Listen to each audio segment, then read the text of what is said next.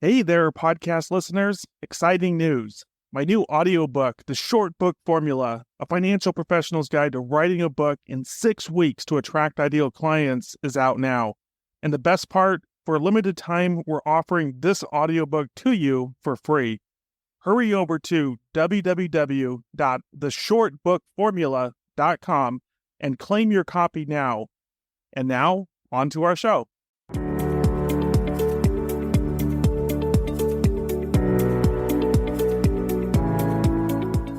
Hey everyone, great to have you here with us today. My name is Paul G. McManus, and I'm the CEO and the founder of the Short Book Formula Publishing. I'm also the best-selling author of a couple books, one, The Short Book Formula, and another one, Book Marketing for Financial Advisors. And today I'm joined by my brother, Gabe McManus, and Gabe is our Director of Elite Advisor Programs and author of the upcoming book, Sharpen Your Message. Now, in the past 10 years, we've worked with 500 financial advisors, and we've helped them organically grow their businesses by an estimated $100 million in fees and commissions. And today, we're going to show you, in today's webinar, we're going to show you how to find stories so powerful your clients can't help but share them.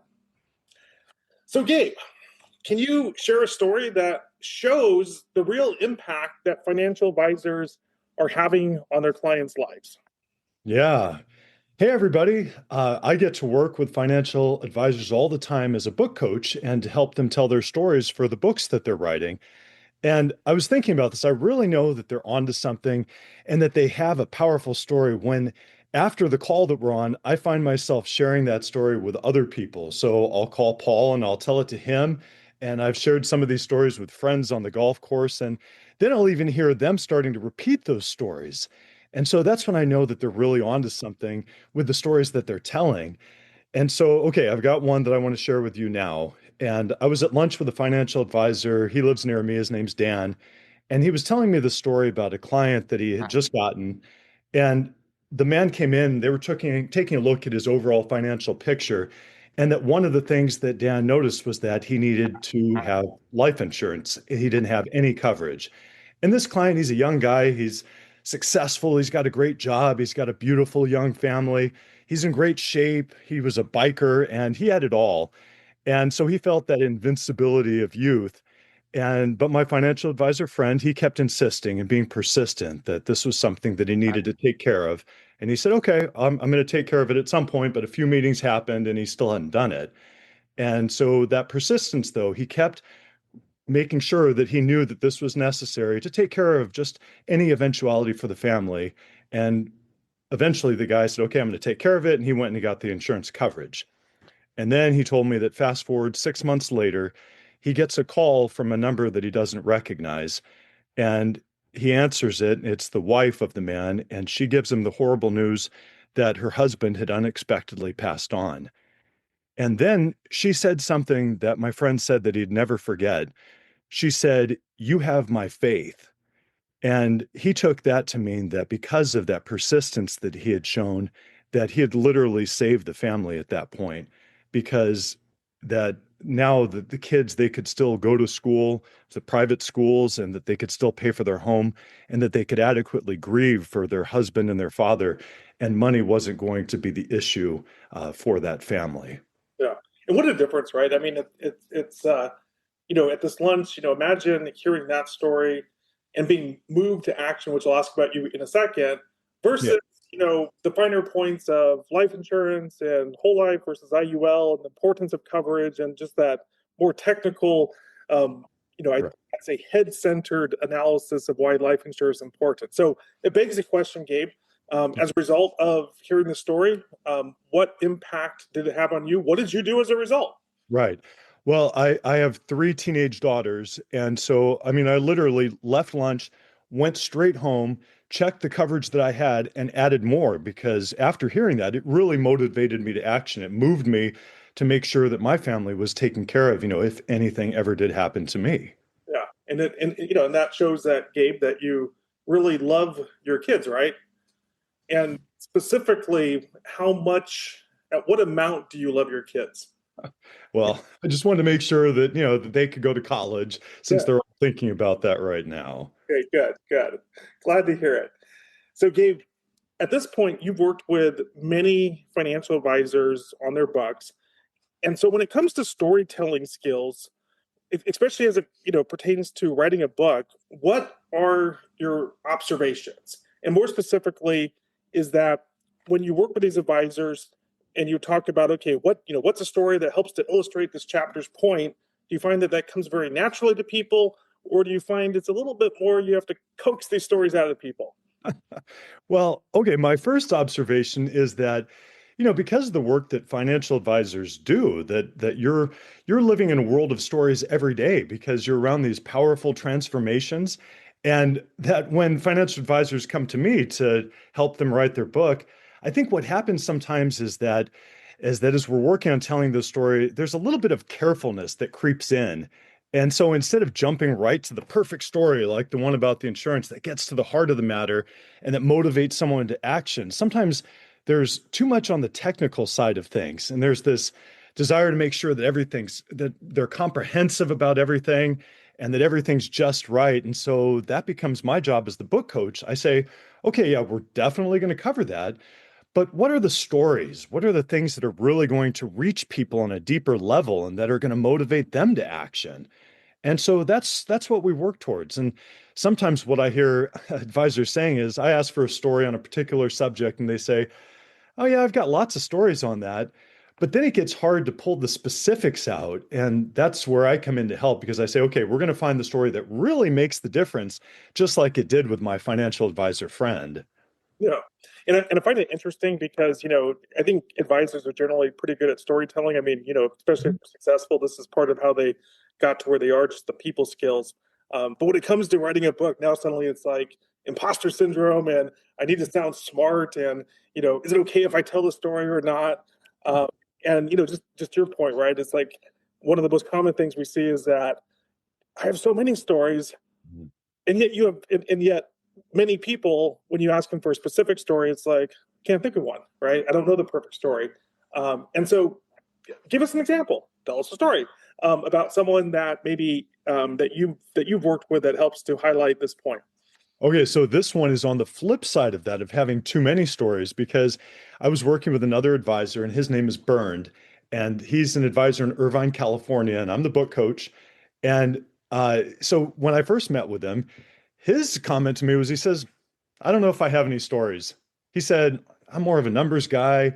And he says, "I don't know, I'm going to have to really rely on you to do this." And so I said, "Okay, let's dive into it." And what I found working with Bernd is that he actually had these fantastic stories. I mean, his kids, they're Eagle Scouts, and he's one of the troop leaders, and they're doing these incredible trips. They went to Antarctica on one, and they would do these huge backpacking trips through the Sierra Nevada mountains in California. And then as he's telling me these stories, then he starts making these connecting points about these stories that are from his life, and then about how he's helping his clients envision their ideal retirement and how he's helping them get to the heart of what their values are and the things that are most important in their life and also the experiences they want to have. And so it's through that process of writing the book, we found out that it turned out beyond what he would have ever even imagined because the book, it had all of those technical elements that he wanted in it, but now it was tied to these stories that were unforgettable. And the book's coming out soon. He's going to be so proud to share that book with his clients. Yeah, and I actually had a chance to speak to Bird recently, and he was telling me it's like, yeah, I almost didn't share the story about Antarctica. I didn't know if it was appropriate for a book on financial advice. I'm like, you went to Antarctica. Right, right. I'm going to save more for retirement now because I want to go to Antarctica. And so it motivates to action. Yeah, I mean, just imagine you couldn't have a better tie-in or just a story. I mean, so many, advisors, especially when it's, doing retirement planning, income planning, it's like, what comes up commonly, it's not just what you're retiring from, but what are you retiring to? It's like, I want to go to Antarctica. And so I'm so glad that he decided to include that story as one of many in the book. And, Yeah. it's funny, right? Because, oftentimes because to us we do these things day in day out. You work with clients, you see these transformations, you see these stories, and at some point we just feel like, it's part of the job, and you kind of forget to, you forget the magic of what you're actually helping create. You're helping create certainty in people's future. You're helping give them the ability to retire, to their dream retirement, et cetera. Yeah, So, exactly. that it takes, I would say, a book coach to be able to be that sounding board so that you can test out your ideas, and I would say expand those ideas so that you don't run into what's commonly known as imposter syndrome, right? Where we all suffer from it to some degree, but it's where you think, is that worth it? Is that worth it? But uh, Yeah. yeah, so definitely glad that Bernd included that story, and now that is, I think it's on my bucket list. I don't know. So, Gabe, the next question I have for you is that, so when it comes to storytelling, right? Because it's like we talked about why it's important to include Antarctica, but Mhm. we also need to include the analysis of why maybe a backdoor mega rock might make sense, right? So where do you draw that line between technical and entertainment or stories? Right. Well, I mean, you better be entertaining because the one thing you don't want to be for your book is boring. That's the cardinal sin. Because I mean, think about it, the books that you would want to pick up and read and get past page one or two. And so that's, working with financial advisors, helping them to tell their stories. I've had friends asked, they've said, like, you work with a lot of advisors doing this. Aren't all the stories kind of the same? Are you hearing the same things all the time? And I thought about that and I said, not at all. It's always unique. It's always this fresh take because we're not just diving into those technical elements, that we're not just talking about the differences in retirement planning, but it goes far beyond that.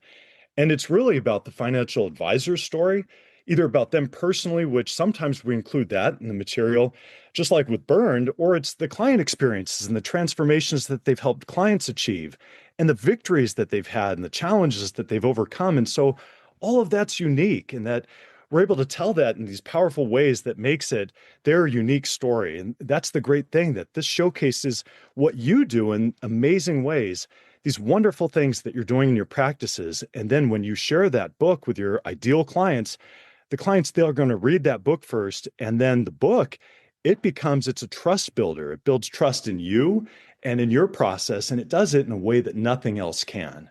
Yeah. In my experience, I've run into, let's say, two general categories of advisors. The one is like natural storyteller, like Dan, who you mentioned, in that lunch setting, one-on-one, they're naturally telling these stories that are impactful. And again, becoming successful, I mean, that's a skill set that many advisors have and they've developed over time. And then on the other hand, I think there's more the person who sees themselves maybe a little more introverted, maybe more as the numbers person, and maybe they can tell a story here or there, but they don't necessarily see themselves as as that storyteller, so to speak. Right. So I want to revisit something that we've talked about, which is being intentional, right? And so for the person who has lots of stories and is telling stories all the time, the only challenge I see that is that maybe they're not as memorable, and they're not necessarily repeatable. And so when it comes to writing your book and really creating powerful stories that help to illustrate specific points and chapters in the book, but beyond that, that you repeat over and over again because these are your keystone stories.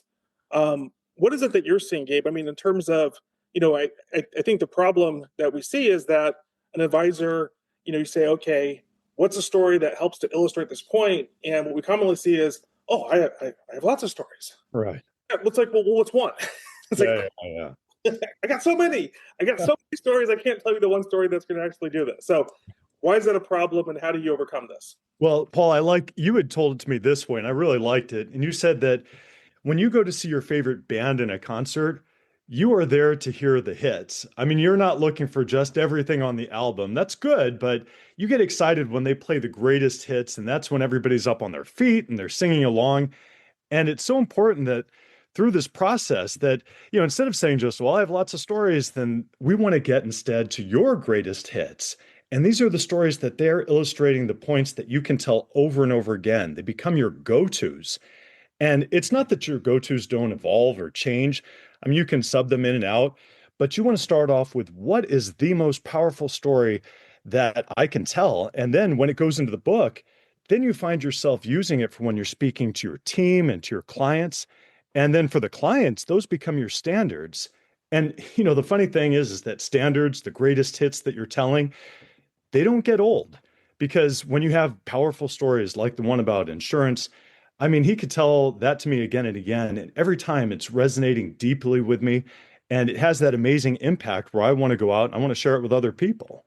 Yeah, absolutely. It's a power being intentional about stories. It's a very powerful skill habit, especially when it comes to a book, because a book is permanent, right? It's something that you want to be very intentional about. You want to choose carefully the stories. You want to make sure they're powerful stories because they not only go in the book, but then if you end up doing any speaking beyond the book and talking about the book, you want to have those stories that light you up and that make an impact and that people have their heads nodding along with you because I mean, to me that's the thing is like that's the test when you like tell a story to different people over time and you naturally can see them nodding along and agreeing and you have that expectation. That's when you know that you've really you've touched upon a good story.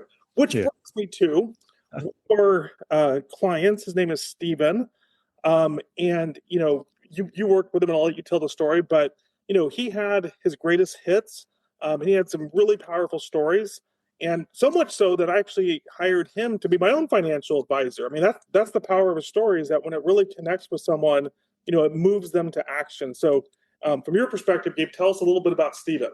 Yeah. Well, when I was working with Stephen, he had started his career briefly before becoming a financial advisor. He was a teacher. And so he's got this natural teacher's heart. And in our conversations, I mean, I'm just asking him tons of questions and he's giving me all these wonderful stories with his answers. And I just keep asking for more. And I'm like diving deeply to figure out all the things that he's talking about. And then he tells me this one story that just stops me in my tracks because he said that when he was a young financial advisor and he was still in the process of developing his thoughts and his systems, that his wife, she would come home frequently and she'd have a bunch of Target bags in her hand. And I think it was, Paul, was it throw pillows in the Target bags? Yeah, I just for the record, I love throw pillows. And when my wife, gets more throw pillows for her bed, 10 is not enough. I am always very excited about that. And Stephen, he says that when his wife came in through the door, that immediately he became judge, jury, and executioner. And he had two questions in his mind. And I'm thinking when he's telling me this, oh, I know exactly what those questions are. And the first one is, how much money did you spend? And the second one is, did we need that? And when he's telling me this, I'm all in because I was seeing myself in that so much from my former relationship and marriage. And I'm thinking that I probably did the same thing. But he said that he realized that this was causing this strain in their relationship and that it got his thoughts to work about a system that could address it because he wanted to get rid of that friction. And what he came up with was this way to create a weekly spending account that both he and his wife would share, and it's going to meet their weekly needs plus some. And so he called it its guilt-free spending. And so he didn't have to question anymore. He didn't have to say anything when she came in with bags from a store because they were both on the same page. And if it was guilt-free spending, there was no issue. And so he didn't have to worry about it. And this brought this harmony to the situation. And when I heard that story, I thought, Stephen, where were you 15 years ago? Because in my former marriage, money was an issue. And I know that's true for a lot of people. And I just thought that those thoughts and that system would have been so helpful then. And so this is how these stories, it gets people talking when it's a powerful story like that. Because I think I called Paul right afterwards to tell him the Target bag story. And then it creates these conversations that, Stephen wasn't even a part of even more because I love to play golf on the weekends. I'm out with my buddies and we're playing golf. And from time to time, as we're talking, they'll bring some differences up that they're having maybe with their spouses about money. And well, it comes up from time to time. And then I'll say, oh, I have this story that I want to tell you from this financial advisor and something he shared with me. And as I tell that story, they start thinking that makes a lot of sense and their heads are nodding along. And then that's a natural opening to say, like, well, I'll give you his book. And so you can read more about what he has to say on this.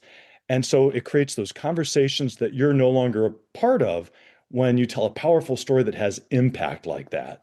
Yeah, and I just want to underscore that, right? I mean, the thing, so Stephen, someone that we really like, easily refer him, and at the same time, we don't want to, the reason clients typically don't are not more proactive about referrals is not that they don't appreciate the work that you do, that they do, but it's just it makes everyone uncomfortable, right? It's like, hey, you should go talk to my advisor, and it's like, oh, I don't want to be sold to, but when you have those powerful stories that are repeatable, people are sharing backed by a book, it just creates this natural bridge to go from story to book to now really I would call it flipping the script. So it's not like trying to push someone to see an advisor, but now it's like, are they taking new clients? I hope that they're available. Can I have his phone number? Right. So it's a very powerful attraction based method. Yeah, and it really has to start with the heart. That's the connecting point for most people that, once you tell a story that reaches a person's heart, then you can get to their head. But first, we have to in that story, we have to see ourselves in it, and then you can go to the system that's going to solve the problem. Yeah. No, and just for this one alone, I mean, he calls it the G4 cash flow model, which if I just said that, I'd be like, I don't care, right? But I hear that story now, it's like, okay, well, how do I do this, right? How do I create this harmony? And again, he's become my own advisor, and so my wife and I have implemented this, and it literally like zero money stress. I mean, it's like for something that couples, oftentimes, fight and have stress about, we have a zero. I mean, and it's the system is so eloquently built, but I only got to that level of wanting to know about it and then hiring him to help me implement it because the story got me there naturally. Yeah. So another thing that we're talking about stories and being very intentional, right? About cultivating them, developing them, and then I would say strategically using them in a book, in speaking opportunities, etc. And I think as someone goes along this process and they really take the time to refine and develop the stories and share them, that something interesting happens where a person can have an identity shift, right? So they go from, you know, seeing themselves differently, and it's remarkable. And so I'll let you tell the story. But who's someone that we've worked with that really stands out to you as someone who's experienced that identity shift from where they started and writing their book to where they're at today? Yeah. I want to tell you, okay, about another financial advisor that I've worked with, and her name is Morgan. And by the time I met with Morgan, she'd already written her book with a co-author, but she was preparing to go on Paul's podcast and to talk about the ideas that were in her book. And so I was her coach to help her get ready for the podcast. And the first thing she says to me is she says, I'm not a storyteller. Speaking isn't my thing, that I'm a numbers person. I like to nerd out on the numbers. And I said, okay, well, let's just get started and we'll see. And so as we worked on it, I found that she really did have these great stories and we start to shape them. And because what we're doing is we're sharpening that message and getting it ready for the podcast. And so she goes on Paul's podcast and she enjoyed it. And then she started wanting to do more. And so quickly she starts booking other podcasts and she's going out. And now that she's feeling that confidence and that ability to share these stories and that she could deliver them for impact and she can get heads nodding along. And so the book was the starting point, but then now she's on podcast sharing it. And so then she texts me one day and she'd been going on this is all within a few months. And she says, I think I could be a public speaker in 5 to 10 years. And I said, I think you're already doing it. And then right after that, she said in a text message, she said that she wanted to go on 3 in 1 day. And she said, is that okay? And I said, absolutely, if you feel up for it. And right after that, that led to booking the largest podcast in her space. And all this happened very quickly because of exactly what you said, Paul, that identity transformation that happens. And it started with writing the book, because the book, it rebrands you as an expert in what you do and as someone who can tell these transformative stories. And then they're refined and they're polished and they best support your ideas because of getting them down in the book. Yeah. So, Gabe, at this point, for someone who's listening and they're thinking, okay, I think I'm ready to potentially write a book. Uh, Yeah.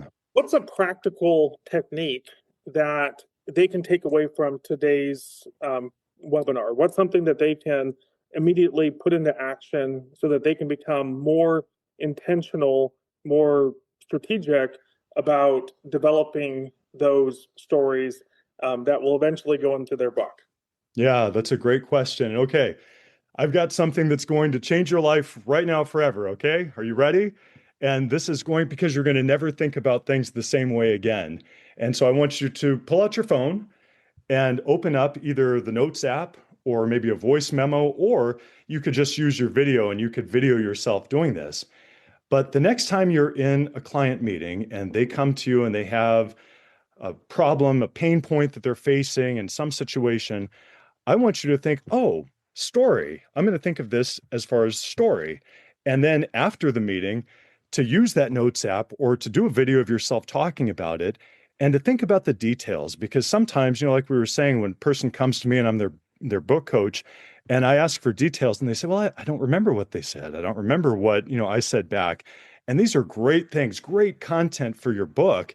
And so afterwards, write it down and to put in those details. What did they say? How did they express it? What were the feelings behind the problem they were having and the details surrounding it? And then what did you say? How did you help them to solve their problem?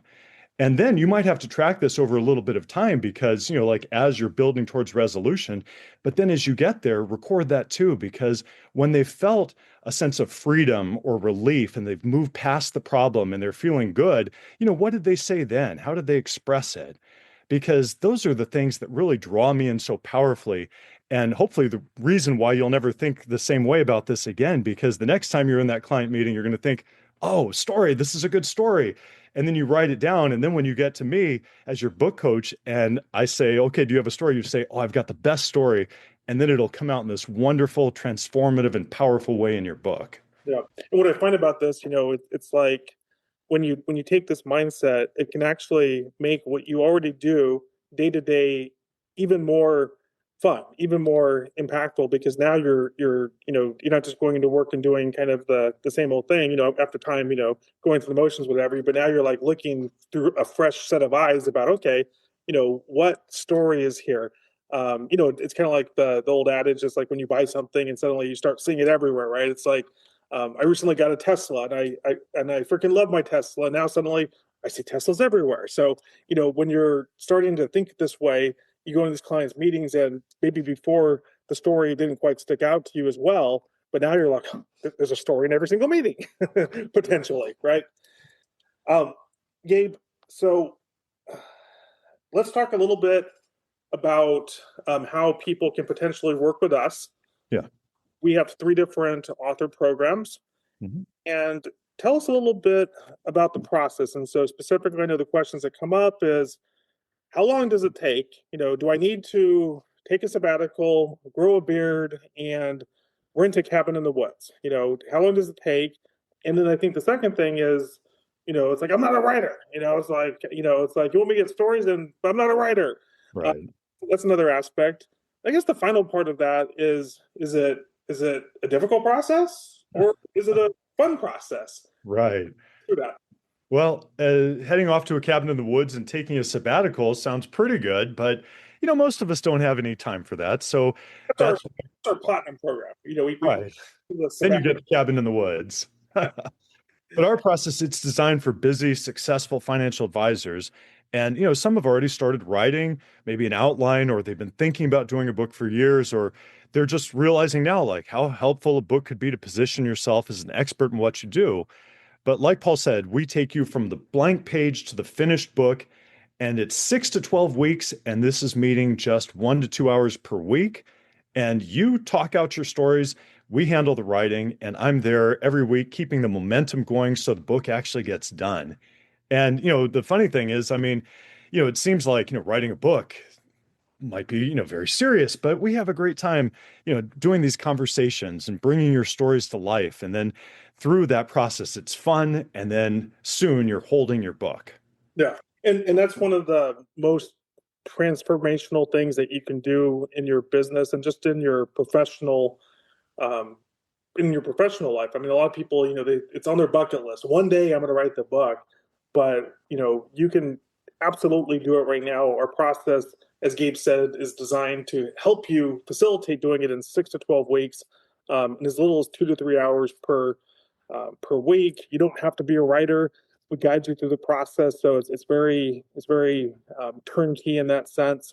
It's fun, it's enjoyable. The biggest complaint we get is that once it's over, it's like we don't get to meet anymore. I've enjoyed our conversations, but there's nothing like when you finally publish, or when we help you finally publish the book. You have it in your hand, and you're able to share it with your friends, family, clients, prospects, etc. And we also help you, as part of our processes, we also help you make it an Amazon bestseller. So you not only get that author status, but now you get that bestseller author status as part of it. And what I love about being an author, especially as applied to business development and growing your practice, is that there's so many different ways that it's going to benefit you. And we've talked about some today.